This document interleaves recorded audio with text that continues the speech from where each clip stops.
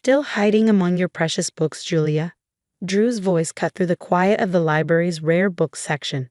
Don't you get tired of wasting your life? I looked up from the leather-bound volume I was examining to find my brother leaning against a shelf, his designer suit a stark contrast to my modest librarian's attire. His smirk was the same one he'd worn since childhood, the expression of someone who believed he'd already won. "Hello, Drew," I said calmly, carefully placing the book back in its protective case. "I didn't expect to see you here. Mom sent me. She wants to make sure you're not going to embarrass us at their anniversary party tonight." He glanced around the library with poorly concealed disdain. "Though I suppose it's too late for that. A librarian in the family, Dad's still trying to explain that one to his golf buddies. My name is Julia Morgan, though my brother prefers the family disappointment. At 34, I was the head librarian at the city's central library, a position that made my old money family cringe. What they didn't know, what I'd carefully hidden for years, was that my life among the books was only half the story. I'll be there," I assured him, standing to my full height. Even in heels, he still towered over me. "And I'll dress appropriately." "See that you do." He straightened his Rolex, a recent purchase he hadn't stopped flaunting. "It's an important night. I'm announcing some big news." "Oh." His grin widened. "Bought my third company this year. Morgan Industries is now officially a conglomerate. Dad's going to be so proud." I nodded, keeping my expression neutral. If Drew noticed the slight tightening of my hands, he didn't mention it. "That's wonderful," I said. "Congratulations." "Thanks." He didn't even try to make it sound sincere. "You know, there's still time for you to join the real world. I could use someone to manage our corporate library. At least then you'd be doing something useful with all this knowledge." The way he said knowledge made it sound like a disease. I smiled, thinking of the encrypted laptop in my office safe, of the meetings I'd been taking under a different name. "I'm happy where I am," I told him. He shrugged, already turning away. "Your loss. Remember, 7 o'clock sharp, and Julia?" He paused at the door. "Try not to bring any books this time." After you left, I waited exactly 5 minutes before heading to my office. The space was modest but efficient, with walls of books and a desk that had seen better days. To most, it looked exactly like what they'd expect from a librarian's office. They never noticed the state-of-the-art security system or the fact that my ancient desktop computer was a custom-built machine more powerful than most corporate servers. Locking the door, I opened my laptop and connected to a secure server. 3 windows popped up immediately, video calls waiting from Tokyo, London, and New York. "Good morning, Ms. Morgan." My assistant's voice came through clearly. "The Nakamura deal is ready for final review." "Thank you, Sarah," I said, scanning the documents on my screen. "Has legal finished their assessment?" "Yes, ma'am. The acquisition terms are solid. We can move forward whenever you're ready." I glanced at my watch. 5 hours until my parents' anniversary party. Plenty of time. "Schedule the signing for tomorrow morning," I instructed. "And Sarah, make sure everything's in place for the announcement." "Already done. The press release is ready to go." Though, she hesitated. "Are you sure about the timing?" I thought of Drew's smug face, of years of condescension and dismissal. "Yes, I'm sure. Tomorrow morning will be perfect." After ending the call, I sat back in my chair, looking at the empire I built in secret. Morgan Global Partners, no relation to my brother's Morgan Industries, despite the similar name, was now one of the largest private equity firms in the world. We operated entirely in the shadows, using shell companies and discrete investments to hide our true size. For 7 years, I'd built this company while maintaining my cover as a simple librarian. The job wasn't just a front. I genuinely loved books, loved preserving knowledge and helping people access it. But it also provided the perfect cover for my other life. Who would suspect the quiet librarian of being one of the most powerful people in global finance? My phone buzzed. A text from Mom. "Don't forget to do something with your hair, dear. The Prescotts will be there tonight." The Prescotts, one of many old money families my parents were always trying to impress. I texted back a simple "OK" and began packing up for the day. I had a hair appointment already scheduled, along with a fitting for the dress I'd bought specifically for tonight. Just because I didn't flaunt my wealth didn't mean I couldn't play the part when needed. The salon was empty when I arrived, perks of owning the building and having a standing private appointment. Maria, my longtime stylist and one of the few people who knew my secret, was waiting. The usual? She asked, gesturing to a chair. Something a bit more formal today, I said. Family event. She nodded knowingly. Ah, the famous Morgan anniversary party. Your brother was in earlier, talking about it to anyone who would listen. I'm sure he was. As Maria worked, I checked my emails on a secure phone. The Nakamura acquisition was proceeding smoothly. By this time tomorrow, Morgan Global Partners would own one of the largest tech manufacturers in Asia. The same company my brother had been trying to buy for months. Your brother mentioned he's buying some big company, Maria said, as if reading my thoughts. Couldn't stop bragging about it. I smiled. He's trying to buy it. There's a difference. She caught my eye in the mirror. You didn't? Let's just say tomorrow's papers will be interesting. 3 hours later, I stood in front of my mirror at home, examining my transformation. The simple librarian was gone, replaced by someone who could hold her own at any society event. The dress, a deep blue Valentino I'd had altered to perfection, was elegant without being flashy. My jewelry was minimal but expensive, the kind of pieces old money favored. Most importantly, I looked exactly like what my family expected, their bookish daughter making an effort to fit in. My phone buzzed with another text, this time from Sarah. Everything's set for tomorrow. Are you sure you don't want to tell them tonight? No, I replied. Let them have their party. Tomorrow will be soon enough. The Morgan family estate was lit up like a Christmas tree when I arrived. Cars lined up along the circular driveway. I recognized most of them, Bentleys and Rolls-Royces belonging to the same families that have been part of our social circle for generations.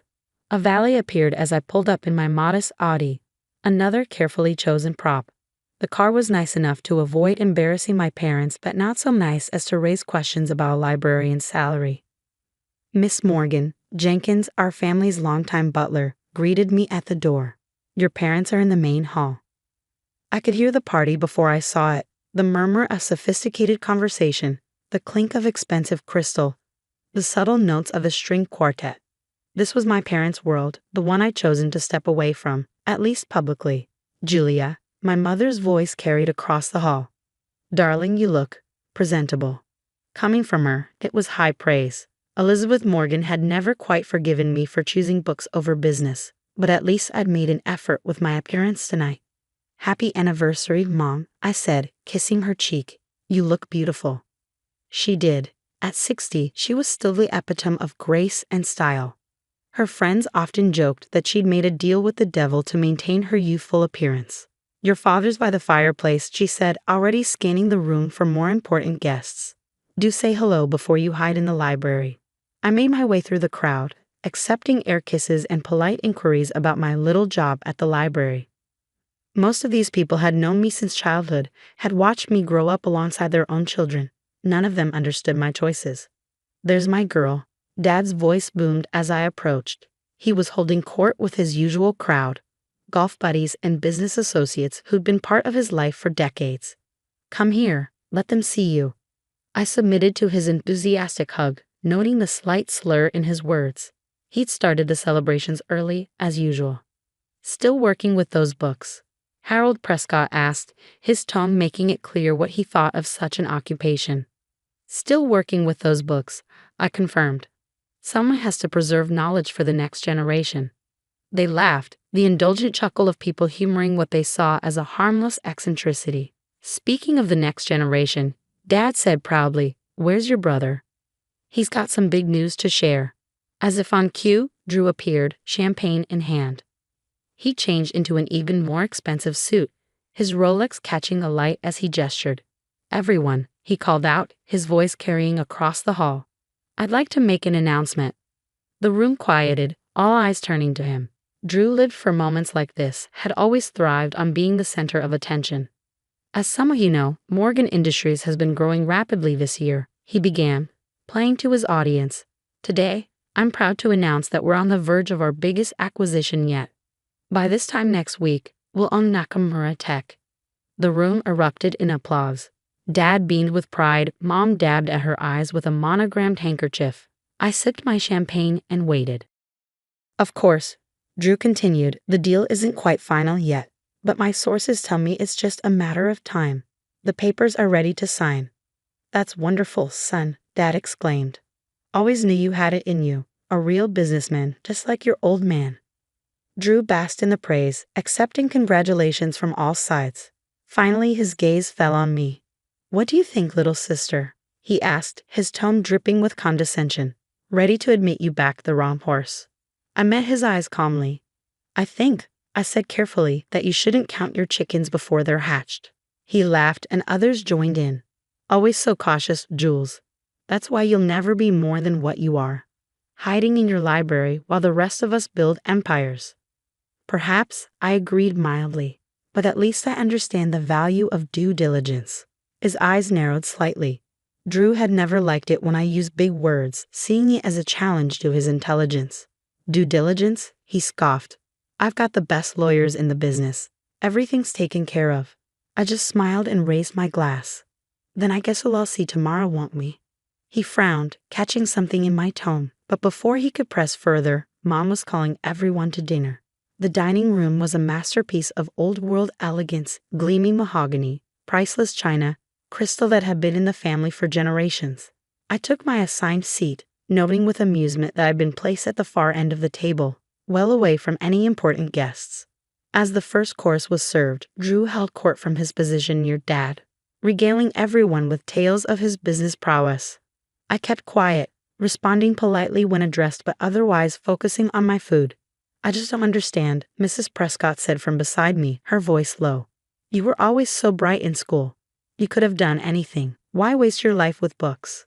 I considered how to answer. In 12 hours, everything would change. But for now, I had a role to play. "Books are never a waste," I said simply. "They teach us that things aren't always what they seem." She shook her head, clearly disappointed by my response. "Well, at least your brother is upholding the family name. Though it must be hard, watching him succeed while well, it's not as hard as you might think." The rest of dinner passed in a blur of subtle insults and backhanded compliments. I'd grown used to it over the years, had learned to let it roll off me like water. As dessert was being served, Drew stood again, calling for attention. "I'd like to propose a toast," he announced, raising his glass. "To Mom and Dad, who taught me everything I know about business, who showed me what real success looks like." He paused, his eyes finding me. "And to my sister, who proves that not everyone is cut out for the family business." The room chuckled politely. I raised my glass with the others, thinking of the documents waiting to be signed, of the press release scheduled for morning. Enjoying the party, Drew asked later, cornering me by the dessert table. "It's lovely," I replied. "Mom and Dad must be so proud." "They are." He straightened his tie smugly. "Though it would have been nice if both their children had amounted to something." I selected a chocolate truffle, examining it carefully. "You know, Drew, success isn't always about making the most noise." He snorted. "No? Tell that to my bank account. How much does a librarian make these days anyway? Enough to buy those shoes." I glanced down at my Louboutins, another carefully chosen piece of my costume. "I'm good with money." "Right." He finished his champagne in one gulp. "Well, this has been fun, but I should mingle. Big day tomorrow after all. That Nakamura deal isn't going to close itself." As he walked away, I pulled out my phone and sent a quick text to Sarah. "Everything ready for morning." Her response was immediate. "All set. Press release goes out at 9 a.m. sharp. Want me to send you the final numbers?" "No need," I replied. "I'll see them in the papers with everyone else." The party began winding down around midnight. I said my goodbyes, accepting one last round of condescending comments about my career choices. "You really should consider Drew's offer," Mom said as I kissed her cheek. "A corporate library would be so much more appropriate." "I'll think about it," I promised, knowing I would do no such thing. As I drove home, I thought about how different tomorrow would be. For 7 years, I'd maintained my cover, building my empire in secret while my family dismissed me as the disappointing daughter who'd chosen books over business. Tomorrow, they'd learn just how wrong they'd been. The next morning, I arrived at the library precisely at 8, just as I had every day for the past 7 years. My sensible shoes echoed through the marble halls as I made my way to my office, nodding at the early morning regulars who never questioned why the head librarian kept such strict hours. Sarah was waiting for me, her tablet in hand. In the library, she played the role of my assistant librarian perfectly, Outside these walls, she was the COO of Morgan Global Partners and one of the sharpest business minds I ever met. "Everything's ready," she said quietly as we entered my office. "The lawyers are gathering in Tokyo. Press release goes out in 45 minutes. I set my bag down and powered up my secure laptop. "Any word from Drew's team?" "They're still expecting to close the Nakamura deal this morning. Your brother's lawyers are setting up in their offices right now." I smiled, imagining Drew's face when he realized what was about to happen. Let's give them a few more minutes of hope. At precisely 8:55, my private line rang. "Ms. Morgan," Mr. Nakamura's translator said, "everyone is in position." "Excellent. Let's proceed." The next few minutes were a blur of signatures and confirmations. By 9 a.m., Morgan Global Partners officially owned Nakamura Tech, along with its subsidiaries, patents, and cutting-edge technology division. "Press release going out now," Sarah announced. I pulled up several news sites on my screen, watching as the story broke across multiple platforms simultaneously. Breaking: mystery buyer acquires Nakamura Tech. Global finance giant Morgan Global Partners reveals identity of founder. Wall Street stunned as library sciences expert named as business mogul. My phone started buzzing immediately. The first call, predictably, was from Drew. "What the hell is this?" he demanded without preamble. "Some sick joke?" "Good morning to you too, brother," I replied calmly. "I take it you've seen the news." "This is impossible," he sputtered. "Morgan Global Partners. That's not. You're not. The founder and CEO. Actually, I am. Have been for 7 years now. Though I understand your confusion, after all, I'm just a librarian, right?" There was a long silence, broken only by what sounded like papers being frantically shuffled. But I had a deal. The paperwork was ready. "Was it?" I asked innocently. "You might want to check the fine print. Nakamura Tech has been in play for months. We've just been waiting for the right moment to finalize things." "We?" His voice cracked. "Who's we?" "My team, my company, my empire." I paused, letting each word sink in. "You know, the one I built while you were busy mocking my career choices." The line went dead. I looked at Sarah, who was trying to hide her grin. "How long until my parents call?" She checked her watch. "I give it 3, 2. Right on cue, my mother's number flashed on my screen. Julia Elizabeth Morgan. Her voice was shrill enough to crack glass. "What have you done?" "Good morning, Mom. I'm a bit busy at the moment. Perhaps we could discuss this over dinner." "Dinner? Dinner? Do you have any idea what's happening? Your father's phone is ringing off the hook. The Prescotts are calling. The club is calling. Everyone wants to know how our librarian daughter secretly built a multi-billion-dollar company." I could hear Dad in the background, apparently trying to field calls of his own. "Tell her to get over here right now," he shouted. "I have meetings all day," I said, which was true. The acquisition of Nakamura Tech was just the beginning. "But I'd be happy to host everyone for dinner at my place tonight. Say, 7 o'clock. "Your place?" Mom's voice dripped with suspicion. "You mean that little apartment near the library?" "No, I mean my penthouse on Highland Avenue. I'll text you the address." There was a long pause. "Highland Avenue, but that's the most expensive building in the city." "Is it? I hadn't noticed. See you at 7, Mom." After ending the call, I took a moment to breathe. 7 years of secrets were finally coming to light. 7 years of careful planning, of maintaining my cover while building something extraordinary. "Ready for phase 2? Sarah asked. I nodded. "Send out the second press release." This one was even bigger than the first. Morgan Global Partners announces merger with East Asian tech giants. Deal valued at $50 billion. The merger had been in the works for months, but we timed it perfectly to follow the Nakamura acquisition. By the time my family arrived for dinner, the business world would be reeling from 2 of the biggest deals of the decade, both orchestrated by the quiet librarian they dismissed for so long. The rest of the day passed in a carefully choreographed dance of meetings, interviews, and strategic planning. I gave exactly 1 interview to the Wall Street Journal, explaining how my background in library sciences had actually been perfect preparation for building a global empire. "Information is power," I told the reporter, "and who better to understand the value of information than a librarian?" At 6:30, I left the library and headed to my real office, the top floor of the Highland Avenue building that had been my home for the past 5 years. The penthouse occupied the entire floor, though I'd maintained a small apartment near the library for appearance's sake. My private elevator opened directly into the foyer, where my actual home office put Drew's corporate headquarters to shame. Floor-to-ceiling windows offered a panoramic view of the city, while state-of-the-art technology allowed me to manage my empire from anywhere into space. Sarah had arranged for dinner to be catered by the city's most exclusive restaurant, another establishment quietly owned by Morgan Global Partners. The dining room table was set with the kind of understated elegance that only old money could truly appreciate.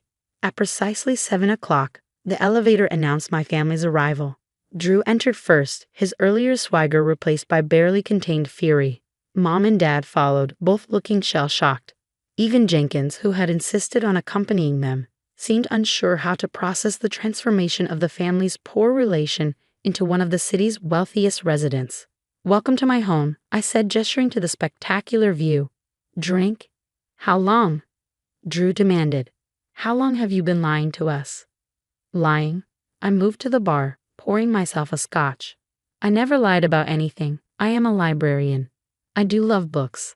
I just happen to run a global financial empire as well." But why?" Mom sank onto one of my Italian leather sofas. "Why the deception? Why let us think that I was a failure? I finished for her, that I'd wasted my potential. Maybe because you never bothered to look past your own assumptions. You saw what you expected to see, the disappointing daughter who chose books over business." Dad was standing by the windows, staring out at the city he thought he knew so well. "All this time," he murmured. "All those companies we've been reading about, the mysterious acquisitions. That was you," Drew said flatly. "Morgan Global Partners. The competition everyone's been trying to figure out. The shadow empire that's been reshaping the market." I smiled. "It does have a nice ring to it, doesn't it? Though I prefer to think of it as a knowledge empire. After all, that's what you taught me, isn't it, Dad? Knowledge is power." He turned to face me, and for the first time in my life, I saw something new in his eyes. Respect. "The Nakamura deal," he said slowly. "How long have you been planning that?" "About 6 months, though I've owned controlling interest in their subsidiaries for over a year." I looked at Drew. "You never wondered why they kept finding reasons to delay your offer?" My brother's face went from red to white. You've been playing me all this time." "Not playing, Drew, competing. Isn't that what you always wanted? A chance to prove who was better at business." "But it wasn't fair," he exploded. "You had inside information, secret resources." "Inside information?" I laughed. "You mean like the kind you get from your golf club buddies? The deals you make on private yachts and exclusive resorts?" I set my glass down carefully. "I built my empire with nothing but intelligence, hard work, and a deep understanding of how information flows. Everything I learned in my little library job gave me an edge you couldn't see." "Dinner is served," a voice announced discreetly. We moved to the dining room, the tension thick enough to cut with one of my sterling silver knives. Mom kept looking around as if trying to reconcile this environment with her mental image of my life. Dad seemed lost in thought, probably recalculating every business decision he'd made in the past 7 years. "I suppose," Mom said finally, staring at her perfect place setting, "this explains how you could afford those Louboutins." I couldn't help but laugh. "Yes, Mom. That's what you should focus on, my shoe budget." "What happens now?" Drew asked, pushing his food around his plate. "Going to buy out Morgan Industries too." "Actually, I have a different proposition." I nodded to Sarah, who appeared with a folder. "Your company has potential, Drew. Good bones, as they say in real estate. What it lacks is vision and modern infrastructure." He frowned. "What are you suggesting?" "A partnership. Morgan Industries handles the traditional side, while Morgan Global Partners brings the technology and global reach. Together, we could build something even bigger." "You want to work with me, after everything?" "No," I corrected him. "I want to work with the businessman you could be, if you got over your ego and learned to see value in unexpected places." Dad set down his fork. "Julia's right," he said, surprising everyone. "This is an opportunity, Drew. A chance to be part of something bigger than ourselves." "But she lied to us." Drew protested. Made us look like fools. No, Dad shook his head. We made ourselves look like fools. We were so convinced we knew what success looked like that we couldn't see it taking a different form.